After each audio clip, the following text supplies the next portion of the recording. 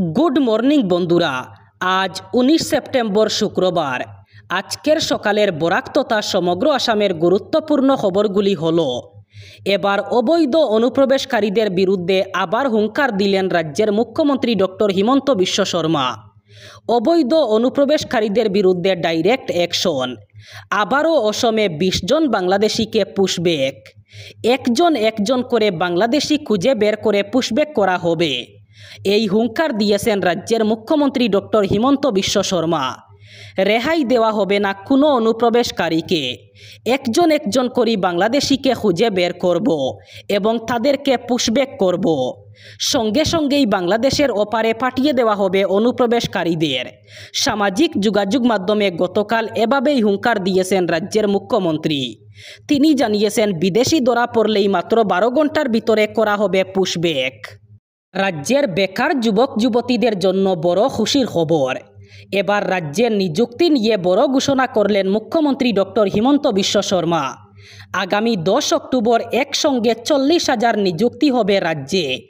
সেই সাথে অক্টোবর মাসেই আবার অসম পুলিশে বৃহৎ চাকরির বিজ্ঞাপন প্রকাশ করা হবে। গতকাল এই ঘোষণা করেছেন রাজ্যের মুখ্যমন্ত্রী ডক্টর হিমন্ত বিশ্ব শর্মা। মুখ্যমন্ত্রী ঘোষণা করেছেন, আগামী 10 অক্টোবর রাজ্যে একসঙ্গে 40,000 চাকরি দেওয়া হবে। তবে কোন কোন বিভাগে হবে এই নিযুক্তি তা অবশ্য খুলাসা করেননি মুখ্যমন্ত্রী। তিনি আরও জানিয়েছেন, একই মাসে অর্থাৎ অক্টোবরের শেষেই আবার অসম পুলিশে বৃহৎ চাকরির বিজ্ঞাপন প্রকাশিত হবে। এবার দুর্গাপূজা নিয়ে এসওপি প্রকাশ করল মহানগর প্রশাসন। এসওপিতে বেশ কয়েকটি নির্দেশনা দেওয়া হয়েছে। নির্দেশগুলির মধ্যে রয়েছে, পূজার নামে এবার চাঁদা তুলতে পারবেন না পূজা কমিটিরা। সেই সাথে মদ্যপান করে পূজা মণ্ডপে যেতে পারবেন না কোনো ব্যক্তি। প্রতিটি পূজা মণ্ডপে সিসিটিভি ক্যামেরা লাগানো থাকতে হবে। সেই সাথে প্রতিটি পূজা প্যান্ডেলে থাকতে হবে 900 স্বেচ্ছাসেবক অথবা নাইট গার্ড। ট্রাফিক নিয়ন্ত্রণ করতে পূজা কমিটিগুলিকে গুরুত্ব দিতে হবে। গতকাল মহানগরীর প্রতিটি পূজা কমিটির সঙ্গে বৈঠক করে এই এসওপি জারি করেছে গৌহাটি মহানগর প্রশাসন। বাংলাদেশের মতো পরিস্থিতি তৈরি করতে চাইছেন রাহুল গান্ধী। বিস্ফোরক অভিযোগ করলেন বিজেপি সাংসদ অনুরাগ ঠাকুর। তিনি বলেন, কোনো প্রমাণ ছাড়া নাটক করছেন। রাহুল আসলে অনুপ্রবেশকারীদের রক্ষা করার চেষ্টা করছেন। লোকসভার বিরোধী দল নেতার দাবি, শুধু ভোটার তালিকায় গোলমাল নয়, এবার বেছে বেছে কংগ্রেস সমর্থক দলিত আদিবাসী ভোটারদের ভোট মুছে দেওয়ার চেষ্টা হচ্ছে ভোটার তালিকা থেকে। এ নিয়ে এবার রাহুলকে পাল্টা একাধিক প্রশ্নে বিঁধলেন বিজেপি সাংসদ অনুরাগ ঠাকুর। তার প্রশ্ন, 6,000-এর বেশি ভোট মুছে দেওয়ার যে অভিযোগ রাহুল করেছেন, সেগুলি ডিলিট হয়েছে কি? হলে সেটার প্রমাণ কই? রাহুল বারবার শুধু অভিযোগ করছেন, কোনো প্রমাণ দিচ্ছেন না। নিজের অভিযোগ কমিশনে হলফনামা আকারেও দিচ্ছেন না। প্রমাণ যদি থেকে থাকে তাহলে আদালতেই বা যাচ্ছেন না কেন? মজার কথা হলো, যে কেন্দ্রে ভোট চুরির কথা কংগ্রেস তো নেতা বলছেন, সেই আনন্দ কেন্দ্র জিতেছে কংগ্রেসই। অনুরাগের প্রশ্ন, তাহলে কি কংগ্রেসই চুরির ভোটে জিতল? এবার জোড়াভোটে হাজার হাজার অসমিয়া ক্যাব চালকদের প্রতিবাদে উত্তপ্ত পরিস্থিতি। অসমে প্রবেশে বাধা মেঘালয়ের বাণিজ্যিক যানবাহনকে। অসমের বাণিজ্যিক যানবাহন সমূহকে মেঘালয়ের পর্যটনস্থলে প্রবেশে বাধা দেওয়ার পর ক্ষুব্ধ হয়ে পড়েছেন অসমিয়া ক্যাব চালকরা। দুইটি রাজ্যের শীর্ষ পরিবহন বিষয়ে এবং দণ্ডাধীশের উপস্থিতিতে বৈঠকের কারণে সাময়িকভাবে স্থগিত রাখা হয় এই প্রতিবাদ। তবে 2 দিনের মধ্যে সমস্যার সমাধান না হলে আগামীতে আরও বড় ধরনের প্রতিবাদ করার জন্য তারা প্রস্তুত রয়েছেন বলে জানান। অসমের চালকরা সুরক্ষা সুনিশ্চিত করার প্রতিশ্রুতি দিয়েছে মেঘালয় সরকার। বুটের মুখে আবার বড় ঘোষণা বিহার সরকারের। এবার শিক্ষিত বেকার যুবকদের জন্য মাসে 1,000 টাকা ভাতা ঘোষণা করলেন মুখ্যমন্ত্রী নীতিশ কুমার। গতকাল মুখ্যমন্ত্রী নীতিশ কুমার ঘোষণা করেছেন, মুখ্যমন্ত্রী নিশ্চয় স্বয়ং সহায়তা ভাতা যোজনার আওতায় স্নাতক ডিগ্রি আছে এমন বেকার যুবকদের প্রতি মাসে 1,000 টাকা আর্থিক সহায়তা প্রদান করবে সরকার। তবে এই আর্থিক সহায়তা ভাতা 2 বছরের জন্য বলেও জানানো হয়েছে সরকারের তরফে। তবে এই বেকার ভাতা আগেও প্রচলন ছিল রাজ্যে।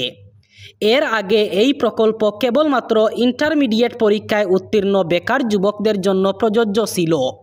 এবার তা স্নাতক ডিগ্রি প্রাপকদের জন্য লাগু হলো। এক চাঞ্চল্যকর ঘটনা ঘটল রাজ্যের তেজপুরে।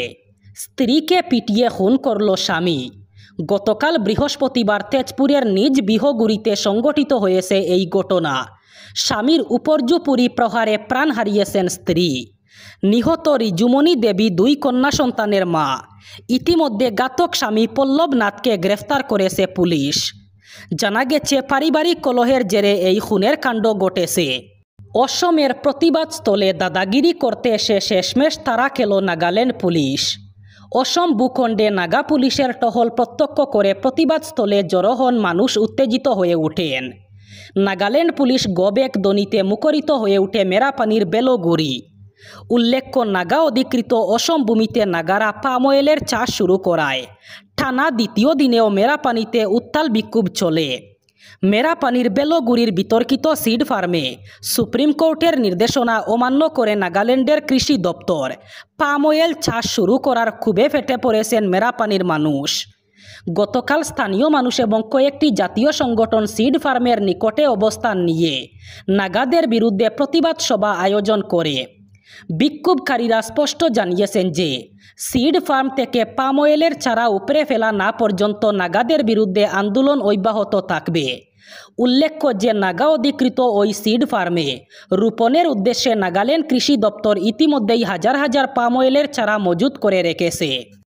বিয়ের জন্য 7ম শ্রেণীর এক ছাত্রীকে চাপ দিচ্ছিলেন শিক্ষক, কিন্তু বিয়ের প্রস্তাবে রাজি না হওয়ায় ছাত্রীকে খুন করে প্রমাণ লোপাটের জন্য দেহ 20টি টুকরো করল শিক্ষক। তারপর ওই দেহাংশ ফেলে দেয় জলে। এমন অভিযোগে উত্তাল হয়ে উঠল পশ্চিমবঙ্গের রামপুরহাট। 20 দিন ধরে নিখোঁজ থাকার পর উদ্ধার হয় ছাত্রীর দেহাংশ।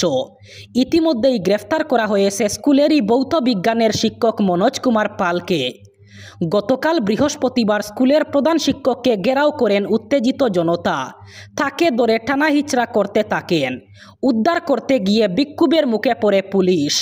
কিন্তু প্রশ্ন উঠছে, কী কারণে নৃশংসভাবে খুন করা হলো ওই ছাত্রীকে? অভিযোগ, বিয়ের জন্যই নাকি 7ম শ্রেণীর ওই ছাত্রীকে চাপ দিচ্ছিলেন শিক্ষক। বারবার তাকে উত্ত্যক্ত করতেন বলে অভিযোগ, কিন্তু বিয়ে করতে রাজি হয়নি ওই ছাত্রী। বিয়ের প্রস্তাবে রাজি না হওয়াতেই খুন, এমনটাই অনুমান করছে পুলিশ। প্রাথমিক তদন্তে তেমনটা জানা গেছে। এবার বরাক উপত্যকার 3 জেলার আজকের আবহাওয়ার খবর। আজ 19 সেপ্টেম্বর শুক্রবার বরাক উপত্যকার 3 জেলায় গরমের সম্ভাবনা। আজ শিলচর কাছাড়ে সর্বোচ্চ তাপমাত্রা থাকবে 34 ডিগ্রি সেলসিয়াস এবং সর্বনিম্ন তাপমাত্রা থাকবে 26 ডিগ্রি সেলসিয়াস। শ্রীভূমি করিমগঞ্জে আজ সর্বোচ্চ তাপমাত্রা থাকবে 34 ডিগ্রি সেলসিয়াস এবং সর্বনিম্ন তাপমাত্রা থাকবে 26 ডিগ্রি সেলসিয়াস। একইভাবে হাইলাকান্দি জেলায়ও আজ সর্বোচ্চ তাপমাত্রা থাকবে 34 ডিগ্রি সেলসিয়াস এবং সর্বনিম্ন তাপমাত্রা থাকবে 26 ডিগ্রি সেলসিয়াস।